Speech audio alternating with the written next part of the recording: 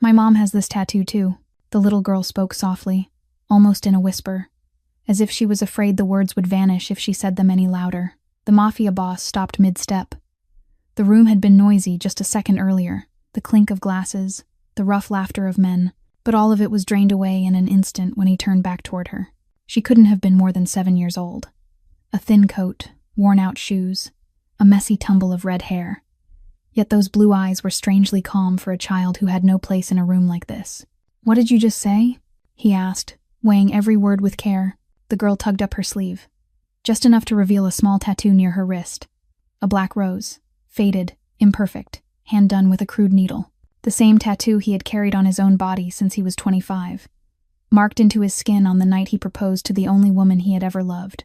The woman he had personally ordered killed. His breath caught in his throat. No one knew that symbol. No one was allowed to know it and still be alive, because the woman who bore that tattoo had died 8 years ago.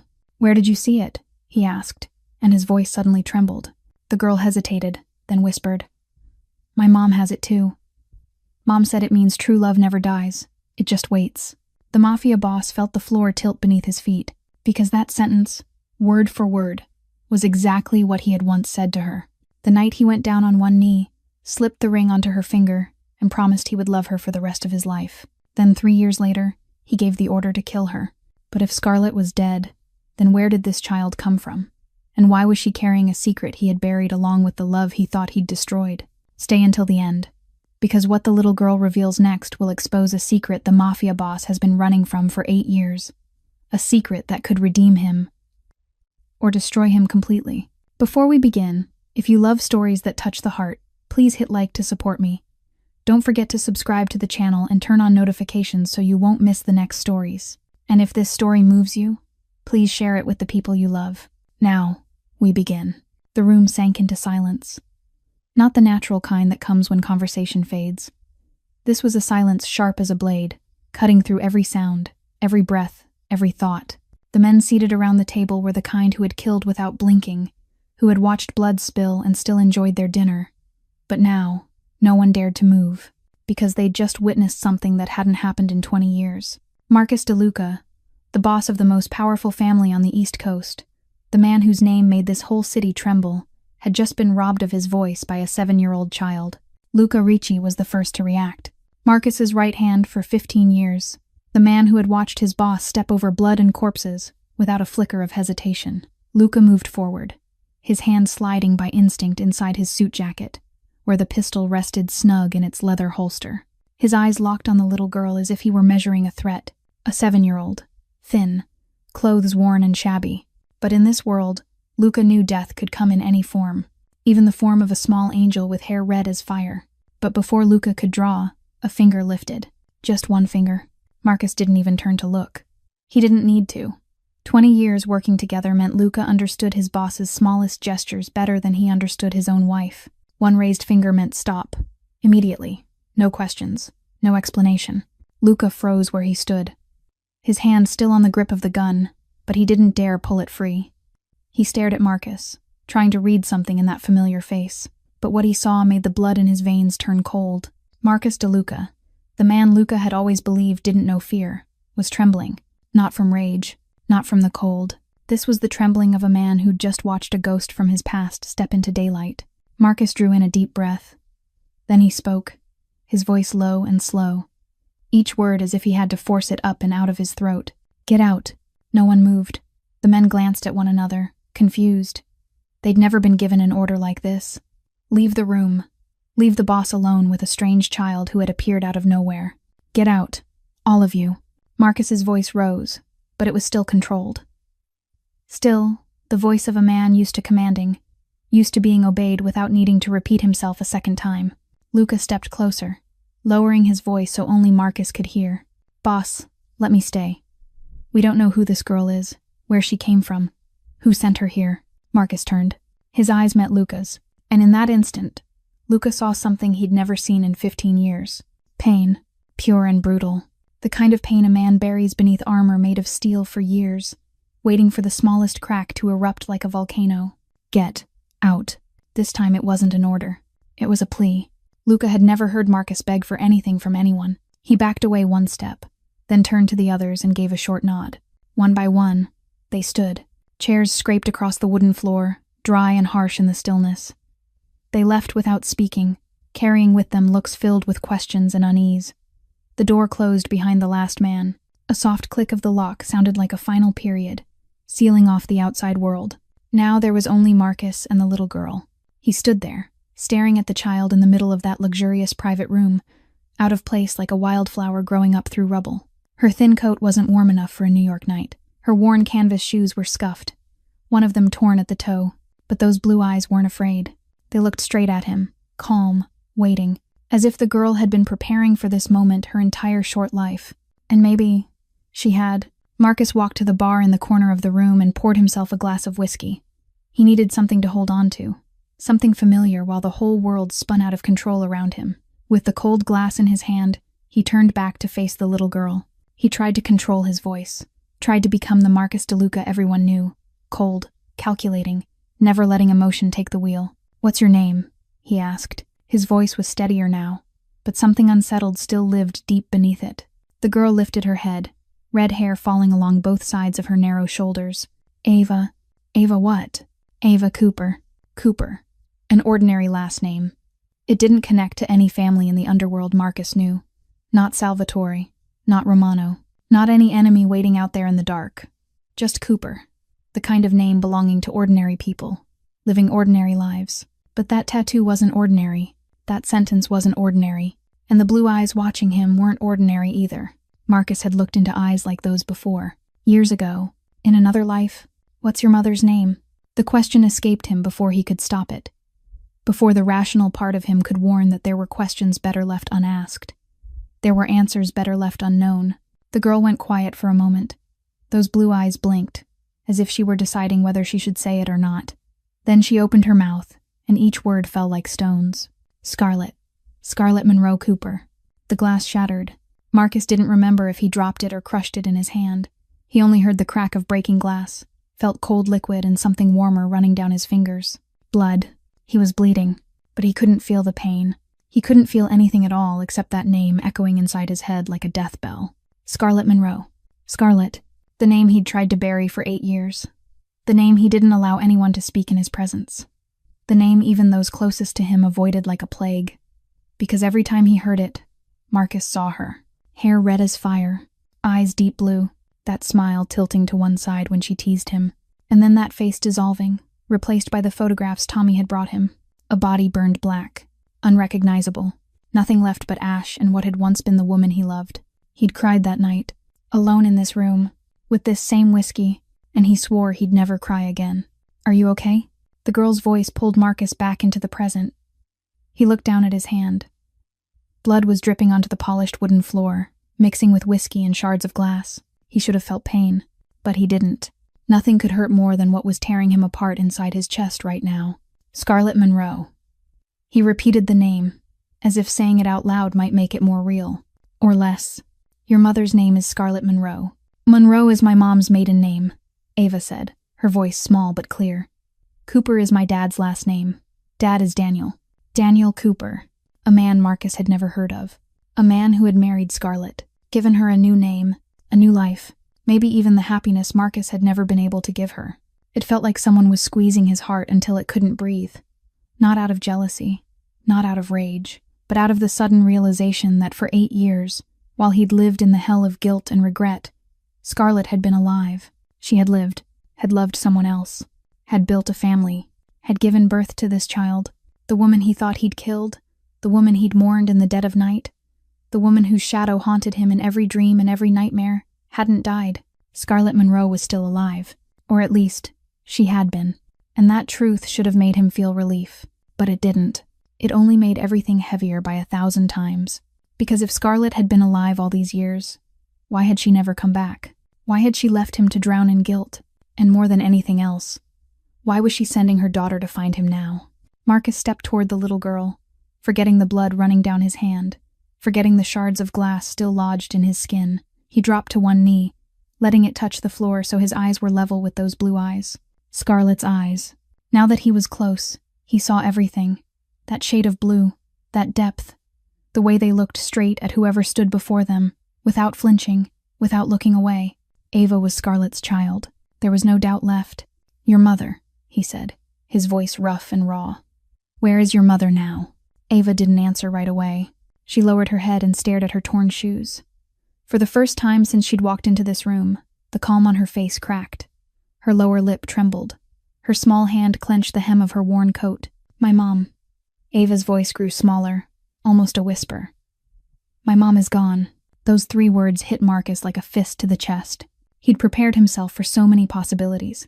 Scarlett alive and hiding. Scarlett alive and plotting revenge. Scarlett alive and ready to face him after 8 years. But he hadn't prepared for this. Scarlett was gone. Gone again. One more time. "When?" he asked, his voice like wind slipping through a crack. 3 days ago. Ava lifted her head, and Marcus saw tears pooled in those blue eyes. But they didn't fall. She was trying to be strong, trying not to cry, just like her mother. "My mom was sick. For a long time." "What kind of sick?" "Cancer," Ava said, and the word left her mouth too easily, too practiced, as if she'd been forced to say it far too many times. "Lung cancer. The doctor said Mom only had 6 months. But Mom made it 8 months. She said she needed more time to get everything ready for me." Marcus felt as if someone had drained all the air out of the room. Cancer. 8 months of fighting, alone, with a little girl, while he sat here in this lavish restaurant, drinking expensive whiskey and running his criminal empire. Scarlett had survived the bullet he'd ordered fired into her. She'd escaped, built a new life, had a child, loved someone else. She'd done all of that, only to have sickness steal her life away. Marcus hadn't killed her, but she still died. And somehow, that was even more cruel than a bullet. He rose to his feet and stepped back, needing distance just to breathe. His back hit the wall. He let his body slide down until he was sitting on the floor, among broken glass and a spill of whiskey. The posture of a mafia boss now looked no different from the posture of a defeated man. And maybe that was exactly what he was. "Are you okay?" Ava asked, moving closer. Marcus looked at her, 7 years old. Her mother dead for 3 days, walking alone to meet a man she'd never even seen before. And now, instead of being comforted, she was worrying about him. This child was stronger than any man he'd ever met. "Your mom." Marcus swallowed hard. Was she in pain? At the end, Ava thought for a moment, as if weighing whether she should tell the truth or tell a lie that might make him feel better. Then she chose the truth. "Yes, Mom was in a lot of pain, but she never cried in front of me. She only cried when she thought I was asleep." The girl paused, but I wasn't asleep. "I heard everything." Marcus closed his eyes. Scarlett rose in his mind. Not the Scarlett from 12 years ago, the proud, stubborn, 16-year-old girl. Not the Scarlett from 8 years ago, the woman he betrayed, but a Scarlett he'd never known. A mother, lying in a hospital bed, in pain from cancer, still trying to hide her tears so her daughter wouldn't be afraid. She'd died the way she'd lived, strong, proud, alone, and he hadn't been there. He hadn't been there for 8 years. Why? Marcus opened his eyes and looked at Ava. "Why did your mom send you here?" "Why now?" Ava reached into her coat pocket and pulled out an envelope, wrinkled from being held too many times. "Mom told me to give this to you," she said. "Mom said you'd understand." Marcus looked at the envelope in the little girl's hand, but he didn't reach for it yet. Too many questions were spinning through his mind. Too many pieces still hadn't clicked into place. "How did you get here?" he asked, his voice still rough. "Oregon is thousands of miles from New York." Ava looked at him, her blue eyes blinking lightly as if the question was too simple to even need explaining. "I took the bus." "By yourself?" "Yes." Marcus felt as if someone had punched him in the gut again. A 7-year-old child, taking a bus alone. From Oregon to New York. Nearly 3,000 miles. Across an entire country. "How many days were you traveling?" 3 days, Ava said, calm as if she were talking about an ordinary school trip. "I had to transfer 4 times. Portland to Salt Lake City. Salt Lake City to Denver. Denver to Chicago. Then Chicago to here." Marcus didn't know what to say. He'd commanded a criminal empire, coordinated jobs worth millions of dollars, planned wars where men lived or died. But he wasn't sure he could do what this child had just done. Alone, 7 years old. 3 days on buses with strangers. "No one asked you anything?" "No one thought it was strange, a kid traveling alone." "Yes," Ava admitted. "A lady asked where I was going, where my parents were. I told her I was visiting my grandma in New York, and my mom was waiting at the bus station up ahead." She paused, thinking, "Mom taught me how to talk to strangers. Don't say too much. Don't say too little. Just enough so they won't ask more. Scarlett. Of course it was Scarlett. Even while she was dying, she still thought of everything. Still prepared her daughter for every step. Still taught her how to survive in a world full of danger. What else did your mom teach you? Marcus asked, partly from curiosity, partly because he needed to hear about Scarlett. Needed to know how she'd lived through these 8 years. A lot. Ava sat down on the floor, right across from Marcus, as if this were a normal conversation between two people who'd known each other for years.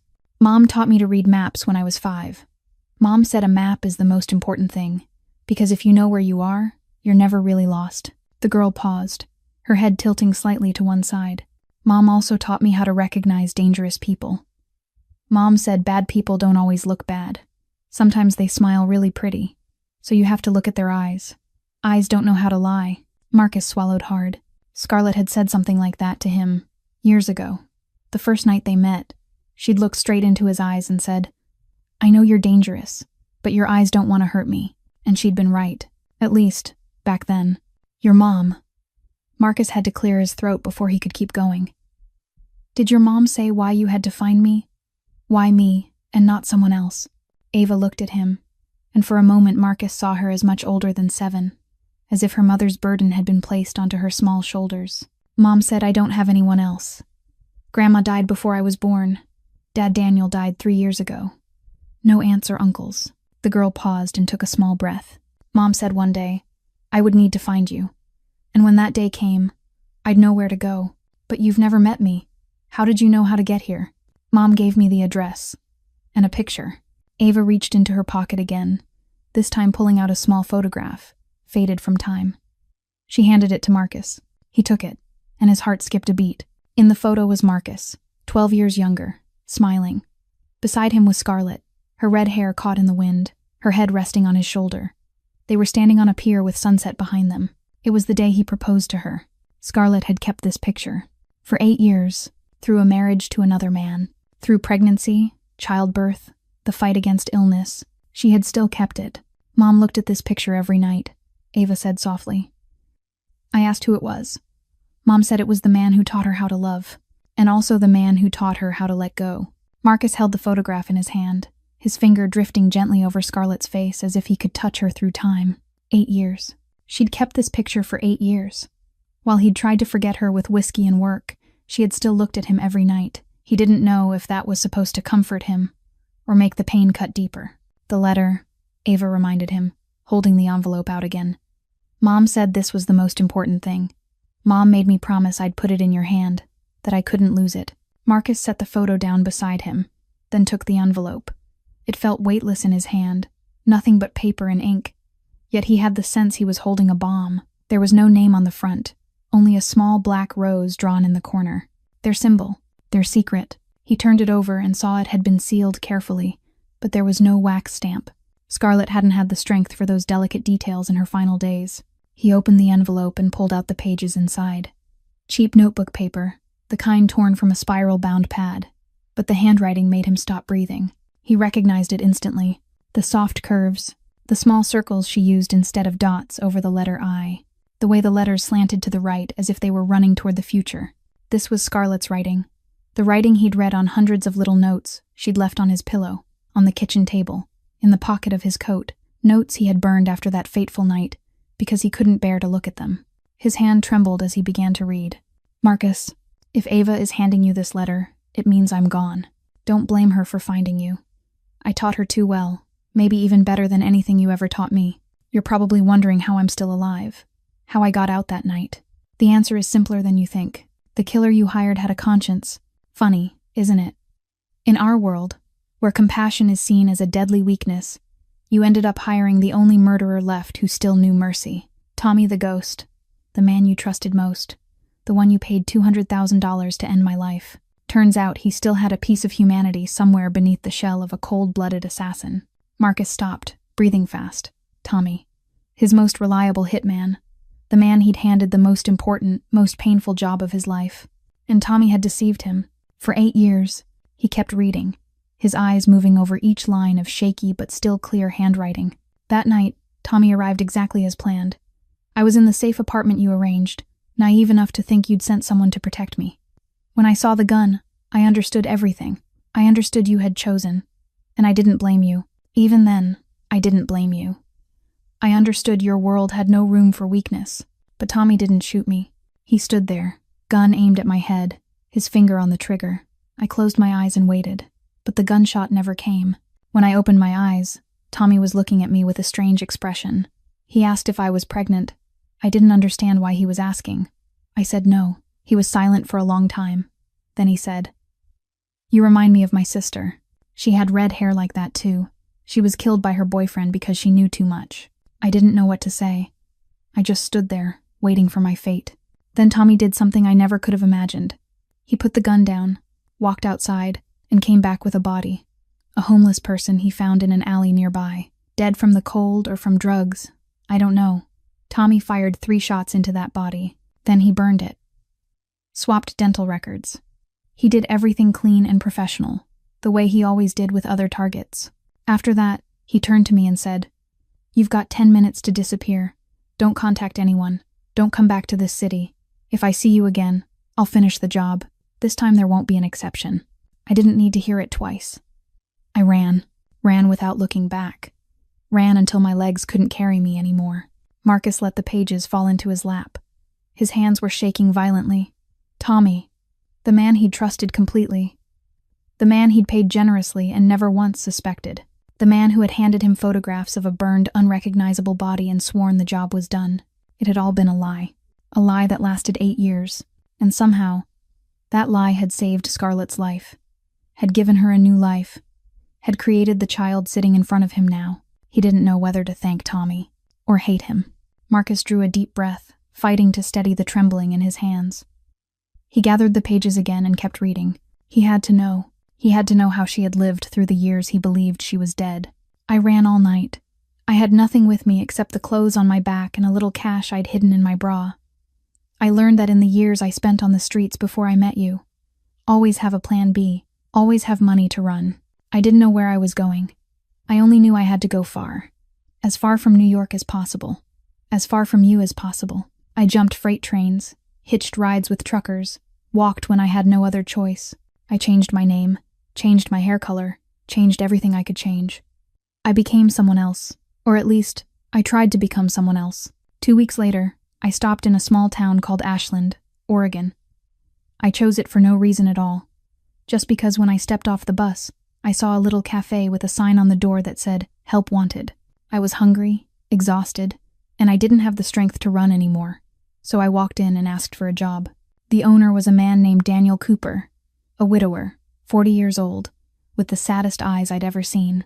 He didn't ask where I came from. He didn't ask why a young woman who looked half dead had shown up in a small town in the middle of nowhere. He only asked if I knew how to make coffee. I said yes. He said I was hired. That was how my new life began. Marcus paused, picturing Scarlett in a small cafe in Oregon. The girl who had lived in his penthouse, who had worn the most expensive jewelry, who had been sheltered by an entire empire. Now she was standing behind a counter, serving customers, making coffee 1 cup at a time for minimum wage, and maybe she'd been happier. That thought sent a sharp ache through his chest. Daniel wasn't like any man I'd ever met. He wasn't dangerous. He wasn't mysterious. He didn't have dark secrets hiding behind his smile. He was just a good man who'd lost his wife to cancer 3 years earlier and was trying to keep living one day at a time. He saw the pain in my eyes, and I saw the pain in his. We understood each other without needing explanations. 2 broken people who happened to meet in a small cafe in a town no one had ever heard of. Daniel never asked about my past. He never pushed me to tell him what I didn't want to tell him. He was simply there, every day, patient, waiting, giving me time to heal, to trust, to learn how to live again. Only a few months after I came to Ashland, Daniel proposed. No diamond ring, no fancy dinner, just him, me, and a simple silver ring he made himself from an old coin. He asked if I wanted to build a new life with him. I said yes. I didn't love Daniel the way I loved you. Marcus, I need you to know that. My love for you was a fire, intense, burning, and in the end it scorched both of us. My love for Daniel was a candle, warm, gentle, enough to light the dark days, different, but both were love. Ava was born less than a year after the wedding. She was the most beautiful thing I'd ever seen in my life. When I held her for the first time, I understood why I had to live, why Tommy spared me, why I had to run, to endure, to start over from nothing. It was all for this moment, to look into my daughter's eyes and see a future. I named her Ava. It means life, because she was proof that I was still alive, that I hadn't died that night, that something good could grow out of the ashes of tragedy. Marcus looked over at Ava. She sat in silence, her blue eyes watching every expression on his face. Life. Scarlett had named her child Life, and that was exactly what she was. Sitting here, in this luxurious room filled with shadows, Ava was like a small candle burning. He turned back to the letter. We had 5 years of happiness. 5 years of the most peaceful life I ever knew. Daniel, Ava, the little cafe, and a house with a garden behind it. I grew roses. Marcus, red roses, not black. I wanted to see color. I wanted to believe in brighter things. Then the accident happened. 3 years ago, Daniel went out to deliver an order for a regular customer in the next town. The road was slick from rain. A truck lost control. Daniel never came home. I got the news while I was picking Ava up from preschool. I didn't cry. Not in front of her. I carried her home, fed her, put her to bed. Then I went into the bathroom, turned the faucet on as loud as it would go, and screamed until no sound could come out anymore. I lost him. The man who saved me from the darkness. The man who gave me a new life. The man who loved me without questions, without judgment, without demands. After that, it was only me and Ava, and I swore I would live. For my child. Marcus turned to the next page. The lines of handwriting began to tremble more, to slant more. He knew this part was written when Scarlett had grown much weaker, when the pen in her hand felt heavier than it ever had before. But she still wrote. She still wanted him to know. Marcus, I know what you're thinking as you read this. You're wondering if I hated you, if I cursed you every night, if I ever wished you were dead. The answer is yes, I did, once. In the first years after I escaped, I hated you with everything I had. I hated you for not believing me. I hated you for choosing your empire instead of choosing me. I hated you for turning me into someone who had to run in the night, who had to look over her shoulder every time she went outside, who had to wake up drenched in cold sweat from nightmares about a gunshot that never came. I hated you so much that there were nights I lay awake thinking about how to go back to New York and kill you.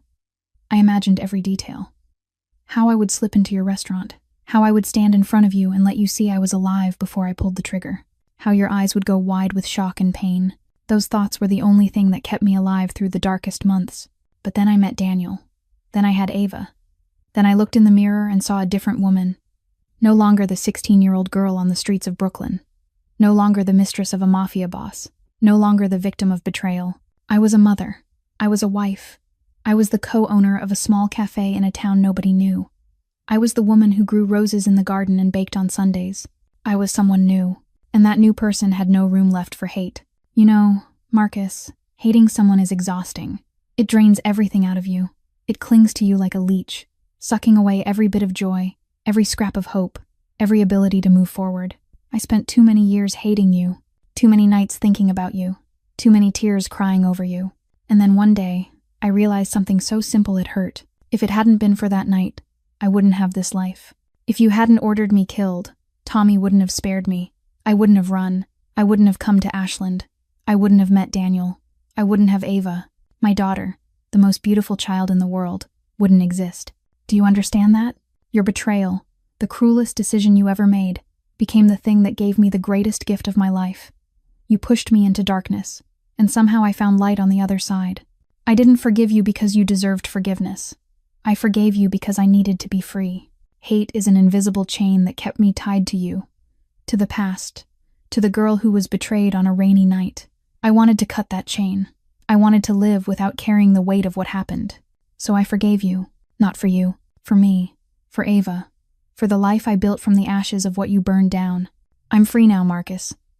And I hope one day you'll be free too. Marcus couldn't read any further. The words blurred, melted into meaningless streaks of ink. It took him a few seconds to understand it wasn't because the ink had smudged.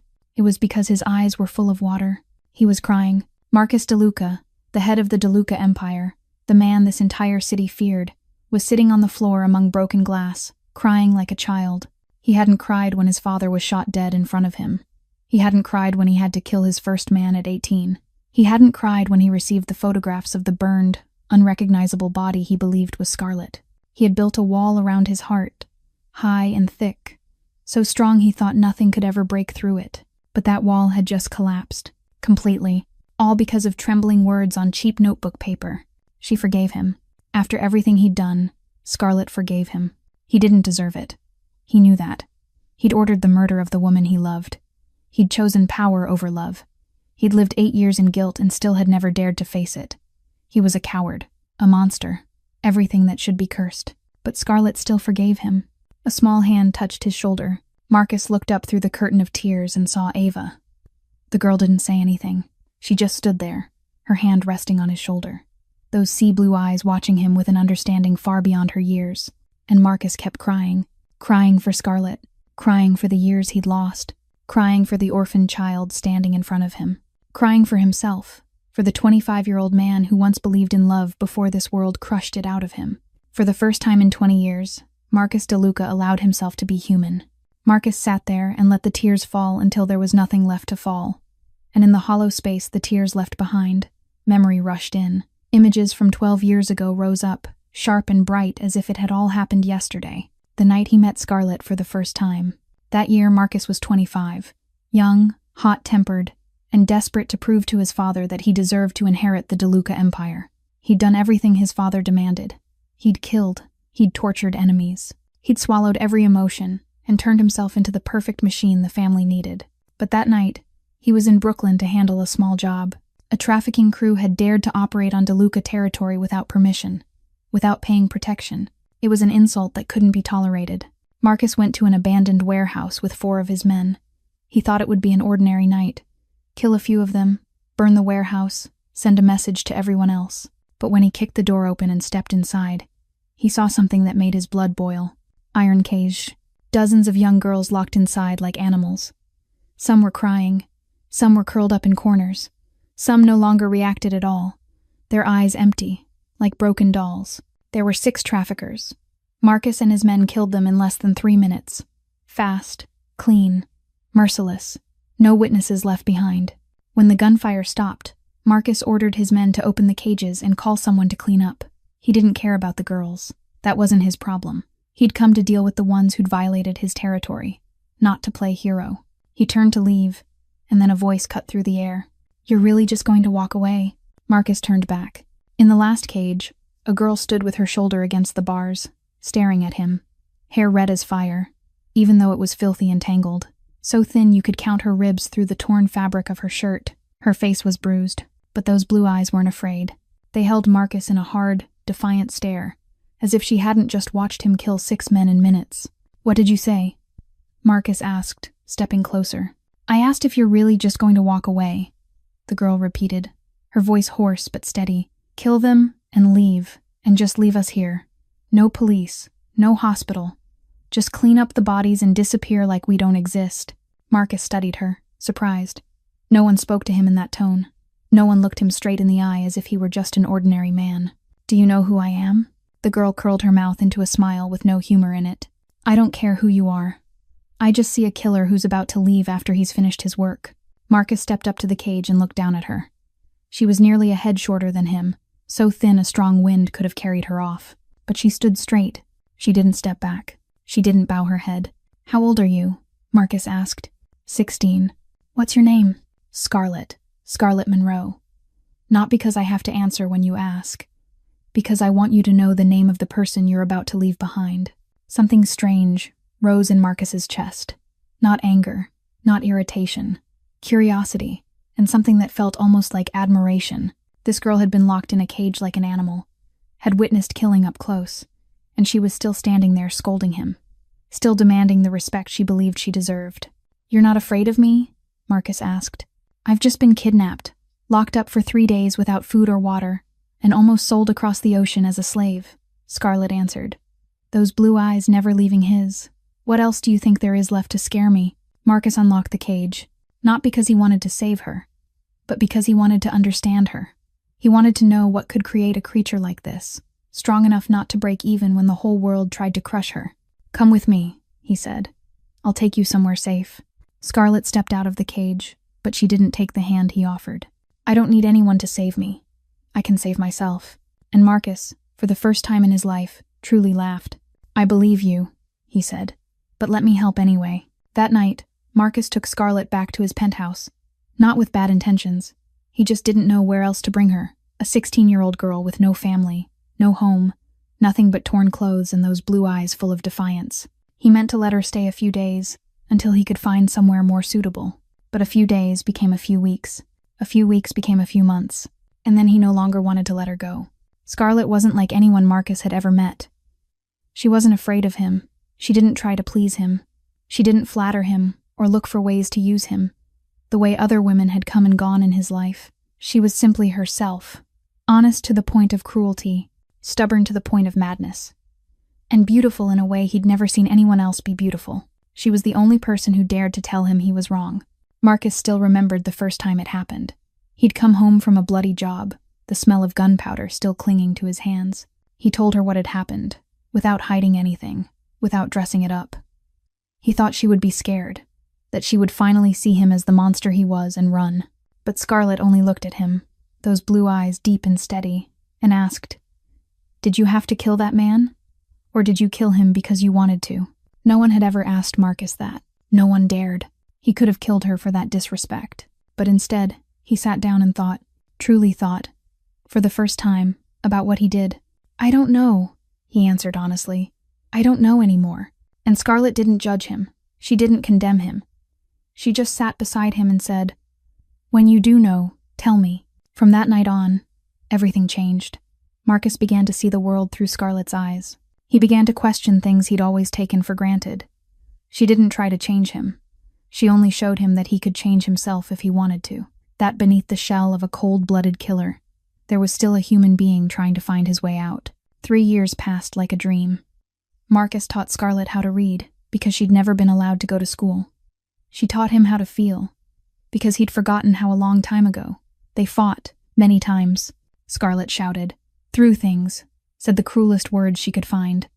Marcus slammed his fist on tables, growled, threatened, but they always came back to each other, always found a way to heal, because no matter how angry they were, they couldn't imagine life without the other. The tattoo night was Scarlett's idea. She wanted something that belonged only to the two of them. Not a ring, not a necklace, something no one could ever take away. "A black rose," she said, sketching it on paper. "Because I'm your rose, and black because we both belong to the darkness." Marcus agreed without hesitation. They found an old tattoo artist in Brooklyn, the same man who had tattooed Marcus's father many years earlier. In a cramped room thick with ink and antiseptic, they lay side by side, hand in hand, while the needle carved their symbol into their skin. It hurt, but it was the kind of pain Marcus was willing to endure, because from that night on, he and Scarlett would carry each other's mark on their bodies, forever. The proposal came 6 months later, on a pier at sunset. Marcus went down on one knee, his hand trembling as he opened a red velvet box. He'd faced dozens of guns aimed at his head without shaking, but now, in front of a red-haired girl with eyes as blue as the sea, he trembled like a child. "Will you be with me?" he asked, his voice rough. "Not because I can give you a good life, but because I can't live without you." Scarlett looked at him, tears sliding down her cheeks, but she smiled. That one-sided smile he loved like madness. "Do you know what true love is?" she asked. Marcus shook his head. Scarlett knelt in front of him, lifted his face in both hands, and looked straight into his eyes. "True love never dies," she said, her voice like an oath. "It just waits." Then she kissed him. And Marcus, for the first time in his life, believed he deserved to be loved. But every dream ends eventually, and Marcus's dream ended on a rainy night, 3 years after the proposal on the pier. The night he was forced to make the cruelest choice of his life. The Salvatore family had been enemies of the DeLucas for 3 generations. They controlled the docks, monopolized the smuggling routes from Europe. Marcus's father had fought them. Marcus's grandfather had fought them. And now Marcus decided to end the war once and for all. Not with negotiation, not with a deal, but by wiping the entire Salvatore family off the map. The plan was perfect. Marcus spent 6 months preparing, bribing someone on the inside, gathering information, building a schedule down to the minute.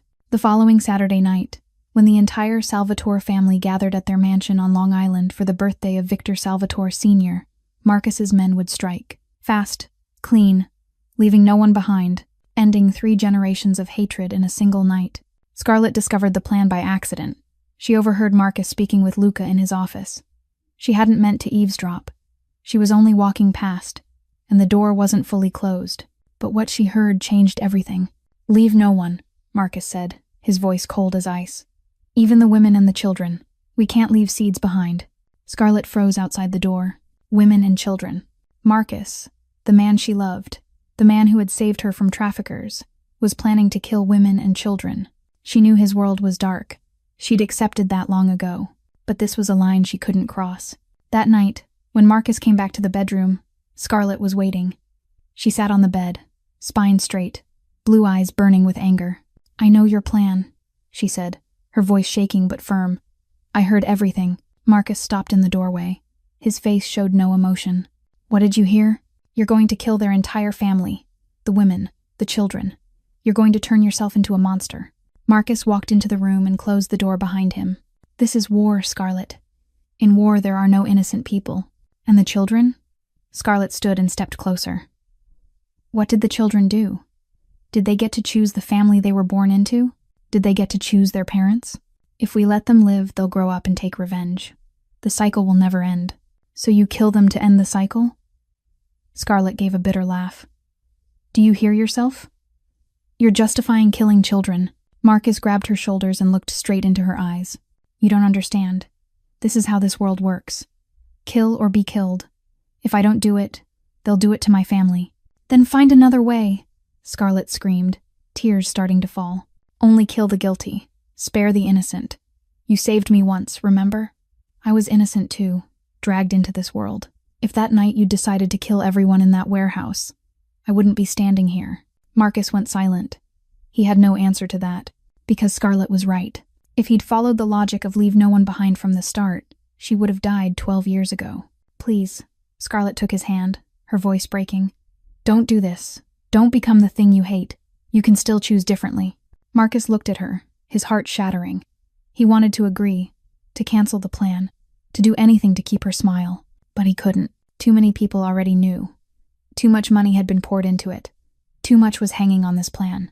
If he backed out now, he would lose everything: the respect of his men, his power, the empire his father and grandfather had built. "I can't," he said, his voice like a sigh.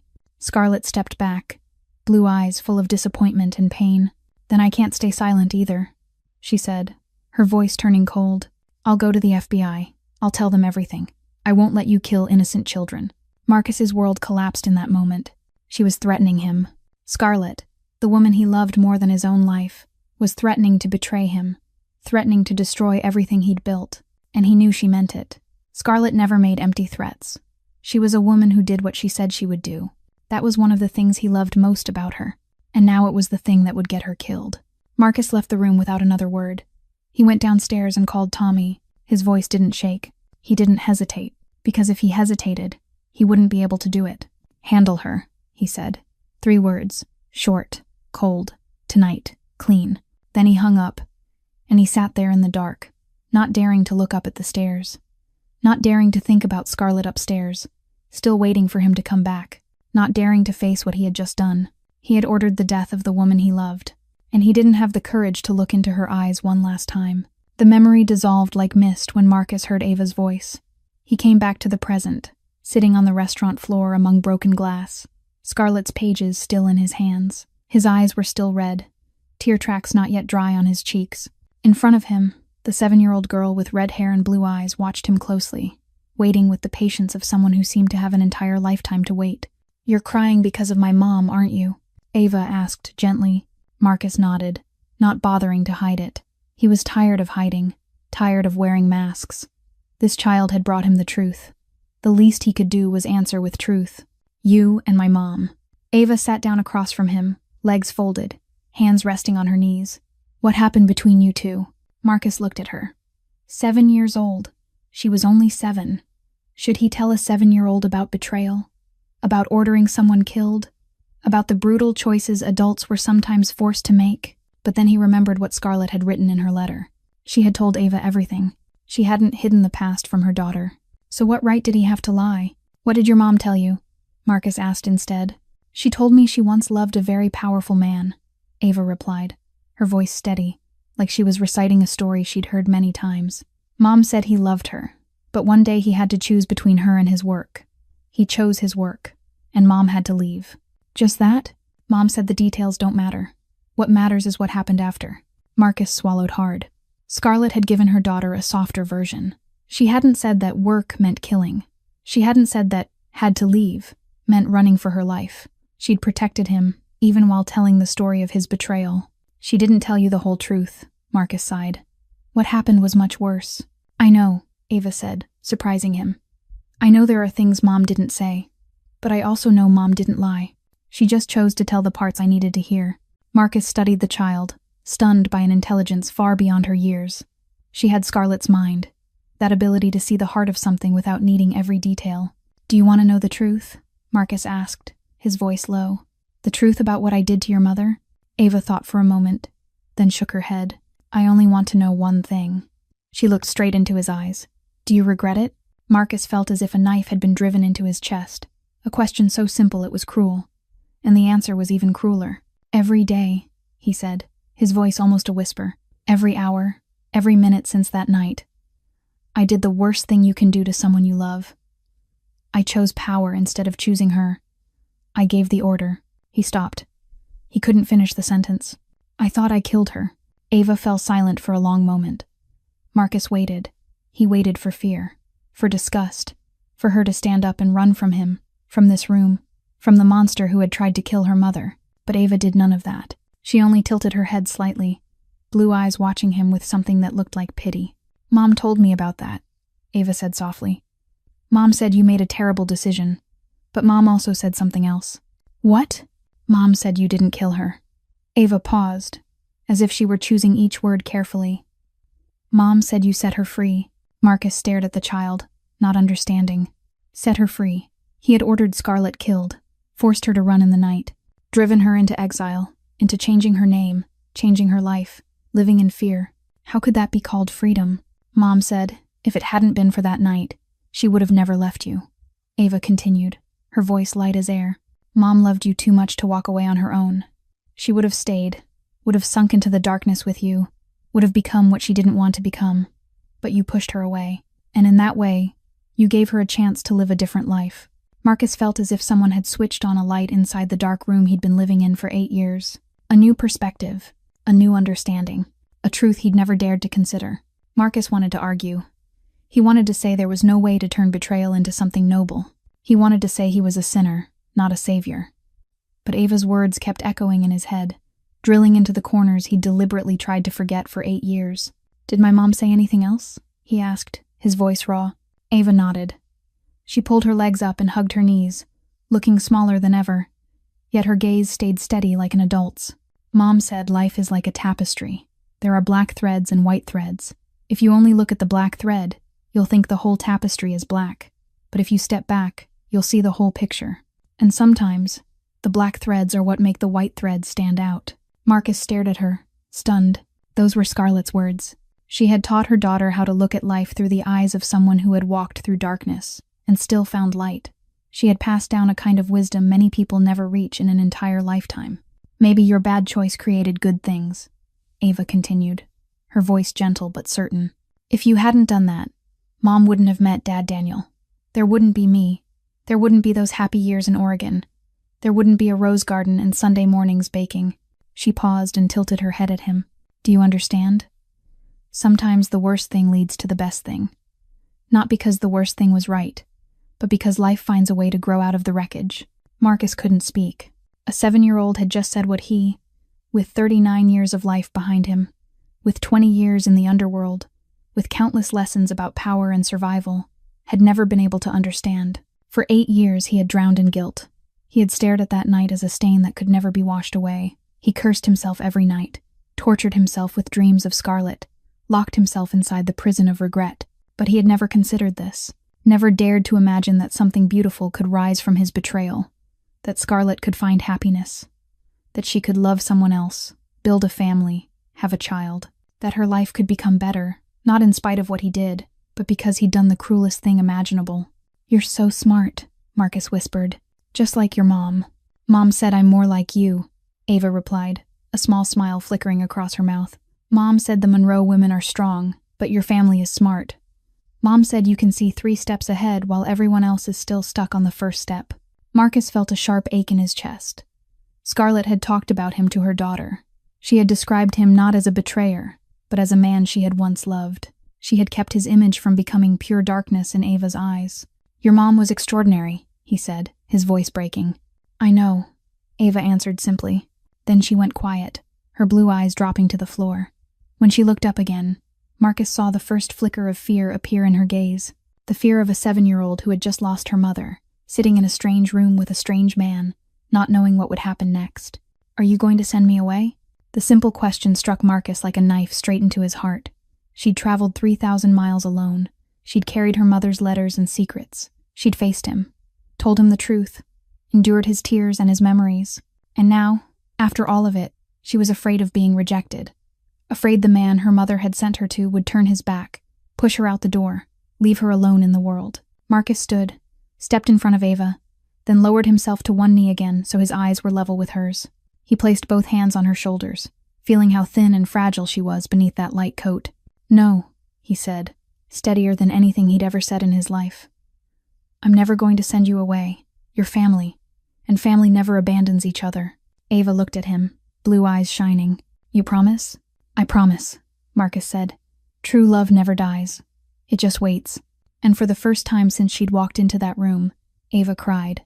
Marcus wrapped his arms around the little girl and let Ava cry into his shoulder.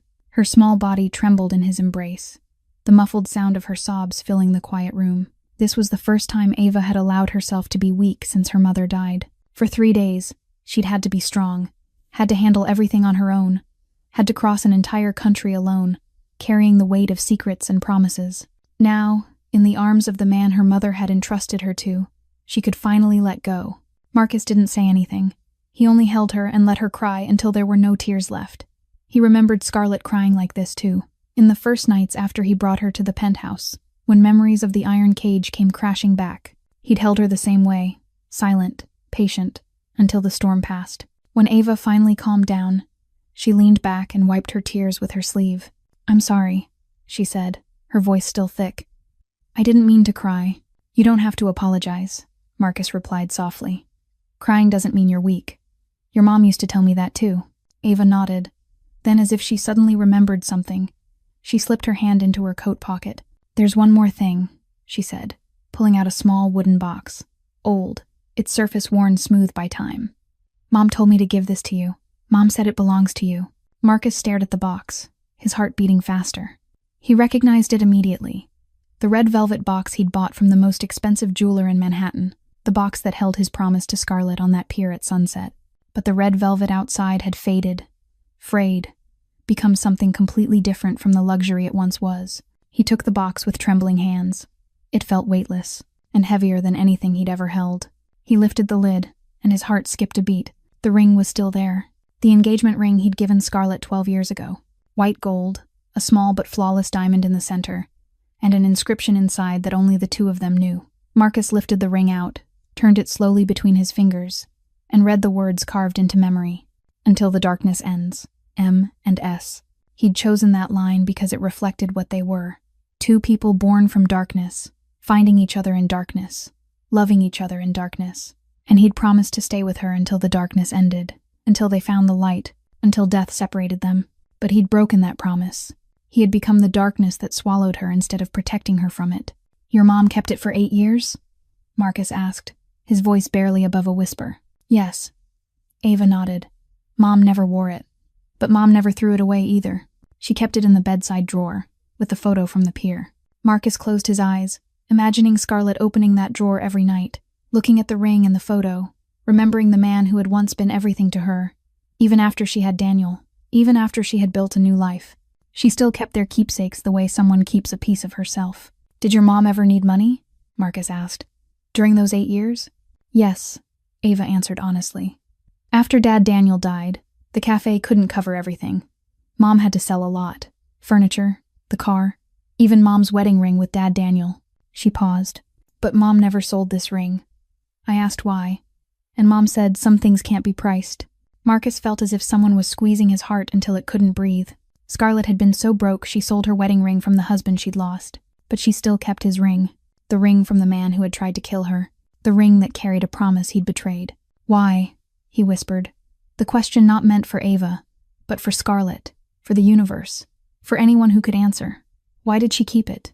Mom said this ring wasn't hers, Ava replied. Mom said she was only holding it, because one day it would need to go back to its true owner. Marcus looked down at the ring in his palm. Small, bright, carrying 8 years of memory and waiting. Scarlett hadn't kept it because she still loved him. She'd kept it because she knew one day he would need it. He would need to be reminded of who he once was, of the love he once had, of the promise he once swore. He slid the ring onto his pinky, the only finger small enough for it to fit. It fit snugly, as if it had never left. Thank you, he said to Ava.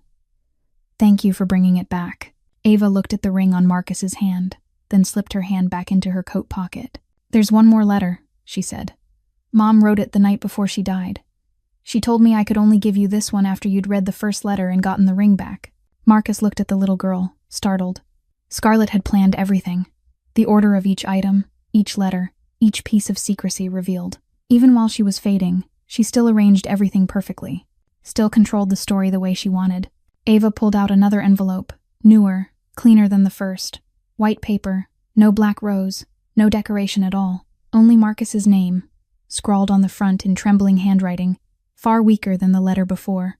Marcus took the envelope and felt its weight, lighter than the first letter. But by instinct, he knew what was inside would be heavier, many times over. He opened it and drew out the pages. Only 3 sheets.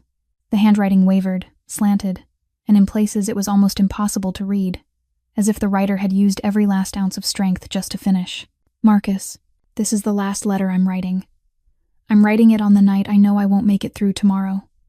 My body has given up, but there are things I have to say before I go. Things I kept out of the first letter because I needed you to understand my story before I revealed this part. I didn't only run, Marcus. I know what you've thought about me for 8 years. You thought I was a victim, a weak girl pushed into darkness who got lucky and survived, a woman who ran, hid, lived an ordinary life in a small town no one had ever heard of. But you were wrong. I fought. In my own way. In a way you never would have imagined. Do you remember why I threatened to go to the FBI that night? Because you were going to kill the entire Salvatore family, including innocent women and children. I couldn't accept that. I believed there was another way to win without becoming a monster. And I was right. There was another way. I've spent the last 8 years proving it. Marcus stopped and read that last line again. Scarlett had fought. Another way. He didn't understand. She lived in Oregon, worked in a cafe, raised a child alone. How had she fought? He kept reading, his heart beating faster with every line. The Salvatore family is still operating, Marcus. After that night, after I disappeared and you canceled the attack plan, they kept doing what they've always done. Human trafficking, drugs, money laundering, ruining the lives of innocent people. I know because I watched them. It sounds crazy, doesn't it? A woman on the run, living in a small town 3,000 miles from New York. How could she possibly keep track of a powerful Mafia family? But the world is smaller than you think, and the internet is a beautiful thing if you know how to use it. I started with small things, reading the news, tracking cases connected to them, searching for people who once worked for them and escaped. I found one. Marcus, a man who used to be the accountant for Victor Salvatore Sr. He ran after he watched them kill a family over a small debt. He was living off the grid in Montana, afraid every day, not knowing who to trust. I contacted him. It took 6 months before he trusted me. And when he did, he told me everything. Every transaction, every number, every name. He had records, Marcus, records he copied before he ran, because he knew one day he'd need them to protect himself. I didn't stop there. I kept searching, kept collecting. Every small piece of information, I wrote it down. Every piece of evidence, I stored it. I built a complete file on the Salvatore family over the last 8 years. Enough to bury them, enough to put them in prison for the rest of their lives, enough to end everything without a single bullet. Marcus let the pages sink down, unable to believe what he'd just read. Scarlett, the woman he thought had run away and lived a quiet life, had spent 8 years collecting evidence against the enemy of them both. She wasn't weak. She hadn't given up. She had fought in her own way, a way he, with all his power and guns, had never once thought of. She had proved that you could win without becoming a monster. He looked at Ava, his eyes full of shock, and something that felt like respect. "Did you know about this?" he asked. "About what your mom did?" Ava nodded. "Mom told me when she started getting weaker," she said. "Mom said someone needed to know, in case she couldn't finish." She paused, her blue eyes holding Marcus's without blinking. "Mom said if she couldn't do it, you would." Marcus gathered the pages again and kept reading, his hands trembling. Every line opened a new world, a new Scarlet he'd never known. "I didn't do it alone, Marcus. I'm not crazy enough to think I could take on the Salvatores with nothing but a few bits of information gathered from the internet. I needed someone inside the system, someone with the power to act, someone clean, someone who couldn't be bought. I found her. Her name is Rebecca Walsh, an FBI agent, 35 years old. She spent 3 years trying to build a case against the Salvatores, but never had enough evidence. She's clean, Marcus, truly clean, the rare kind of person who believes in justice and is willing to fight for it, even if it costs her career. I contacted her for the first time 5 years ago, anonymous, through an email address that couldn't be traced. I sent her one small piece of information about a Salvatore drug shipment. She checked it, found it was accurate, and wrote back. I sent more. She checked more. That's how it went, piece by piece, building trust with her. She didn't know who I was. She didn't know where I was. She didn't know why I was doing this. I kept my distance because I knew in this world, trusting someone completely can mean death. But I trusted her enough to keep working with her, and she trusted me enough not to try to trace my source. 5 years, Marcus. 5 years that Rebecca Walsh and I quietly built the biggest organized crime case in the history of the East Coast. Every piece of information I sent, she verified and filed. Every name I gave, she investigated and confirmed. We have everything. Drug transactions, human trafficking, murders, money laundering through dozens of shell companies, bribing officials, all of it. But I didn't give her everything. I kept the most important pieces, the evidence that can end the Salvatores for good. I kept it because I wanted you to make the final decision. Marcus stopped and took a deep breath. His mind spun under the weight of too much information. Scarlett had done all of this. While he sat in a lavish restaurant, drinking expensive whiskey and torturing himself with guilt, she had quietly built a bomb that could destroy the enemy he'd fought his whole life. He kept reading. In Ava's coat pocket there is a USB drive, small, no bigger than a thumb. But inside it is 8 years of my work. Everything. Names, dates, locations, amounts, photos, copies of contracts, recorded phone calls, security camera footage I hacked, statements from people who escaped the Salvatores, enough to bury Victor Salvatore Sr. and his entire family, enough to put them in prison for the rest of their lives, enough to end 3 generations of crime without spilling a single drop of blood. But I didn't give it to Rebecca Walsh. I gave it to you, because you have a choice, Marcus. You always have. That night, you chose. Right or wrong, you chose what you thought you had to. Now I want you to choose again. You have 2 options. 1.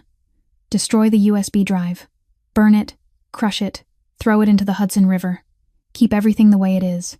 Continue the war with the Salvatores the way you always have. With guns, with blood, with endless death. Keep being the Marcus DeLuca this world knows. 2. Give the USB drive to Rebecca Walsh. Let the law do its job. Let the Salvatores fall not from your bullet but from their own crimes. Choose the path I always believed you could take. Prove there is another way. That you don't have to be a monster to win. I'm not telling you what to choose. I don't have that right. I only want you to know you have a choice. You always do. That's what you taught me when you opened that iron cage 12 years ago. You said you didn't need to save me. You only gave me a choice. Now I'm giving that gift back to you. But Marcus, there's something I need you to understand. If you choose option 2, if you give the evidence to the FBI, the investigation may spread. It may reach things you don't want touched. The DeLuca family isn't completely clean. You know that. I know that. I can't promise you'll be safe. I can't promise everything will be fine. I can only promise that no matter what you choose, I won't judge you. Because I've already forgiven you. Remember? I'm free now, and I want you to be free too. Take care of Ava. Not because I'm asking, but because she deserves to be loved. She is the best thing I'm leaving behind in this world. And if you love me, even a little, love my daughter. Love you always, wherever I am now. Scarlett. P.S. Rebecca Walsh's number is 917-553-7208. She's waiting for a call from someone named Marcus. I warned her that her source would be sending someone. She's ready. Marcus folded the letter and set it down beside him. His mind was spinning, his heart pounding out of rhythm. Scarlett had left him more than letters and a ring. She had left him a bomb. A weapon with more destructive power than any gun he'd ever held. "The USB," he said, his voice rough. "Do you have it?" Ava nodded. She reached into the inside pocket of her coat, the safest place a 7-year-old could think of, and pulled out a small black USB drive. Nothing special. No sticker, no label, no identifying mark. Just an ordinary storage device anyone could buy in an electronics store for a few dollars. But inside, it was 8 years of Scarlett's life. 8 years of gathering, investigating, building.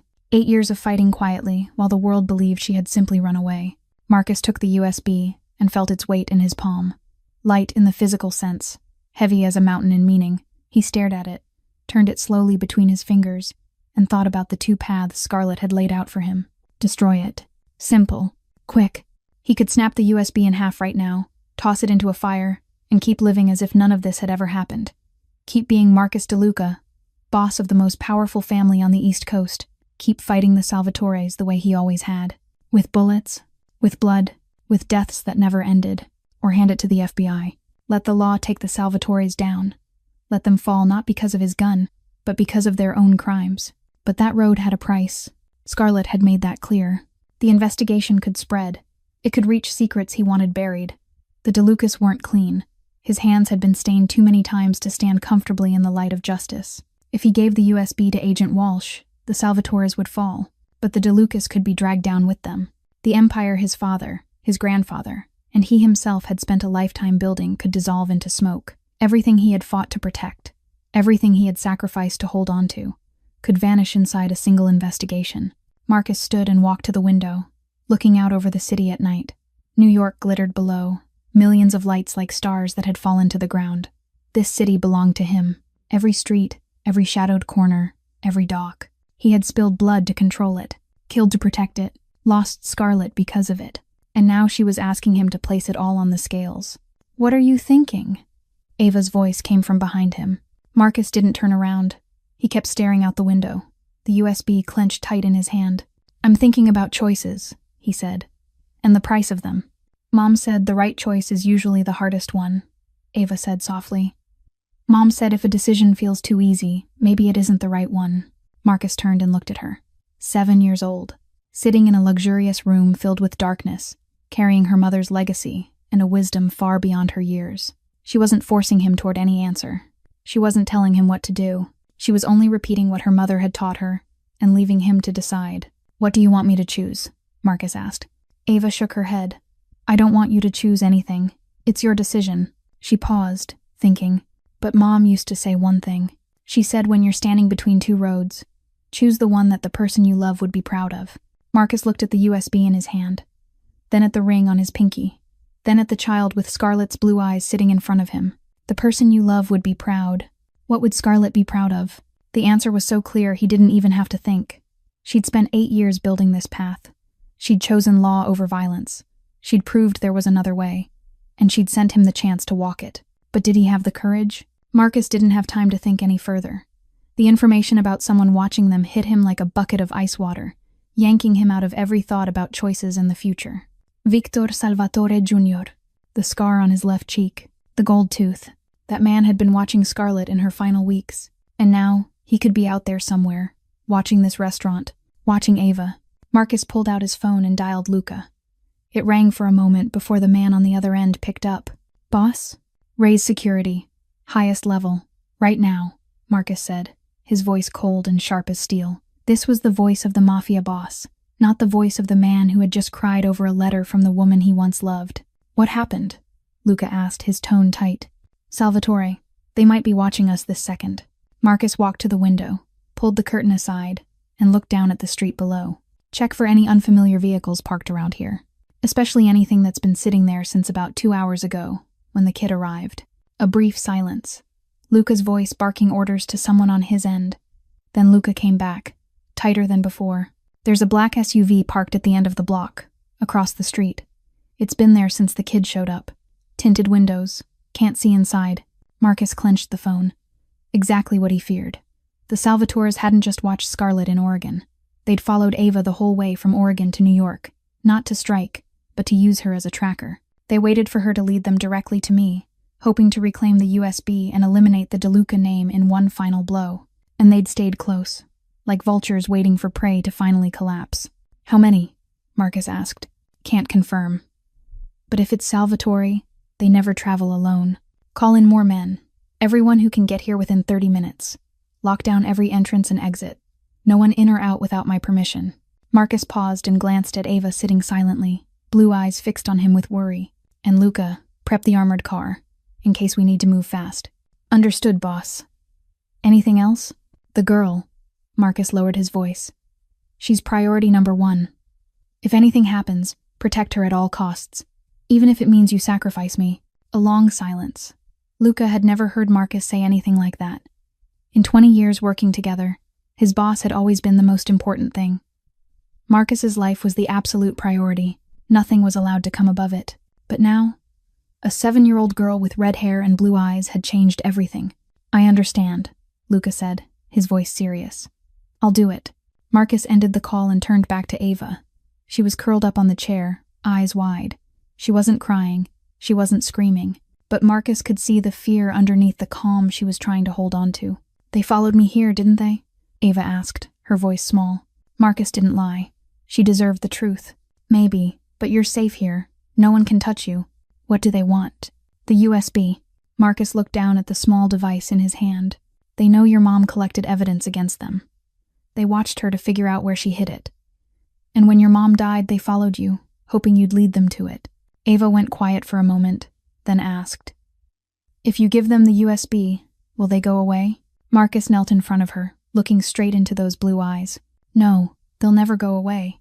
Whether I hand it over or not, they'll still want to erase every threat. And you, the daughter of the woman who built a case against them for 8 years, are a threat in their eyes." Ava's eyes dimmed. She understood. She understood there was no running, no bargaining. The Salvatores wouldn't stop until she, and everything tied to her mother, was wiped out. Marcus stood, feeling the weight of the USB in his hand. The war he'd delayed for 8 years. The war Scarlett had stopped that night by threatening the FBI. The war he'd left untouched because he'd lost the will after he lost her, was knocking at his door now. Not because he wanted it, because the Salvatores had chosen this moment to strike. But this time, Marcus wouldn't fight the old way. This time, he would fight Scarlett's way. Marcus stood in the middle of the room, the pale yellow light falling across a face marked by time. Outside, the Salvatores were waiting.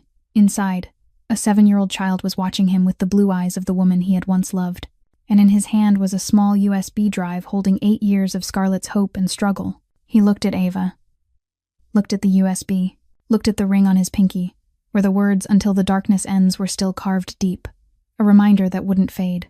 Scarlett had kept this ring for 8 years. She hadn't sold it, even in poverty. She hadn't thrown it away, even after betrayal. She had kept it like a promise, like a faith that one day Marcus would choose right. And that day was today. Marcus pulled out his phone. His hand wasn't trembling anymore. The hesitation was gone, replaced by a strange calm. He had made his decision, not because he wasn't afraid of the consequences, but because he finally understood what Scarlett had been trying to tell him for 12 years.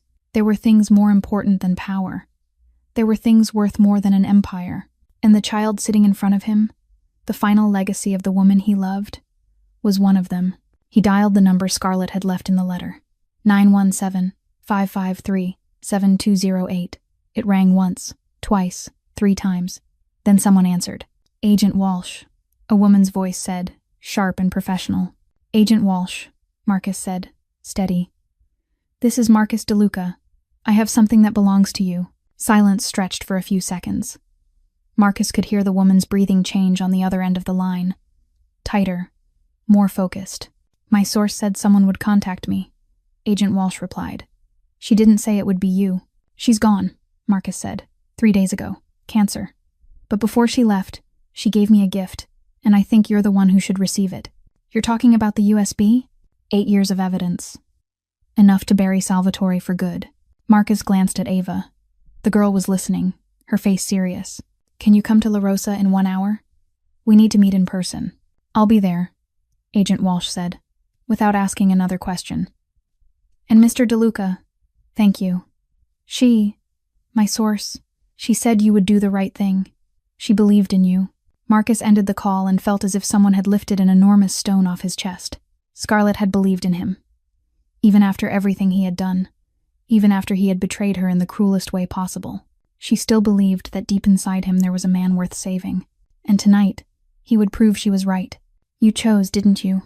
Ava asked softly. Marcus nodded. "I chose. Mom would be proud of you."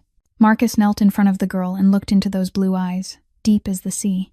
"I don't know what the future will be," he admitted. "I don't know where this decision will lead. But I know one thing. From now on, you'll never be alone again. No matter what happens, I'll be here. For you, for your mom, for the love I once destroyed and now want to build again." Ava smiled. A one-sided smile exactly like Scarlett's. "Mom was right about you," she said. "Mom said you were a good man who got lost. And one day, you'd find your way home." Marcus pulled the child into his arms and felt her small, warm body against his chest. Outside, the Salvatores were still waiting. The war still wasn't over. But tonight, Marcus DeLuca had chosen a different road. The road Scarlett believed he could walk. The road of justice instead of violence. The road of redemption instead of destruction. Sometimes, the smallest voices carry the biggest truth. Sometimes, the courage of a child can change the entire world of a grown man. Sometimes, real family never dies.